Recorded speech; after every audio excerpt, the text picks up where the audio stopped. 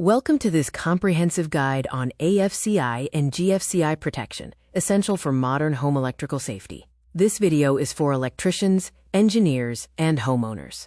Let's review the safety fundamentals. AFCI, or arc fault circuit interrupters, provide fire protection by detecting dangerous sparks from damaged wires or loose connections. GFCI, or ground fault circuit interrupters, provide shock protection by instantly tripping when current leaks to ground, preventing electrocution. GFCI devices prioritize life safety. They detect a small current leakage, 4 to 6 milliamps, and shut off power in a fraction of a second. GFCIs are mandatory in all wet or damp locations. AFCI devices focus on preventing fires.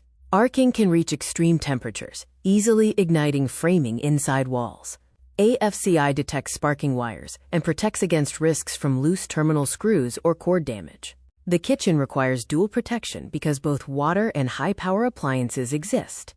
GFCI is required for countertop outlets and dishwashers. AFCI is needed for all kitchen circuits to prevent wall cavity fires. Dual-function breakers offer the solution for total compliance. The bathroom is strictly GFCI domain due to high shock risk from sinks, tubs, and damp floors. All 15A and 20A receptacles require GFCI protection and must be readily accessible for testing. Living areas are AFCI territory, where comprehensive fire safety is needed. AFCI is required in bedrooms, living rooms, dining rooms, closets, and hallways. It protects against both parallel and series arcs in the wiring. Garages and outdoor spaces are harsh environments. GFCI is required for all garage outlets and outdoor receptacles. Use weather-resistant outlets outdoors, and remember, GFCIs protect you when using power tools on concrete floors.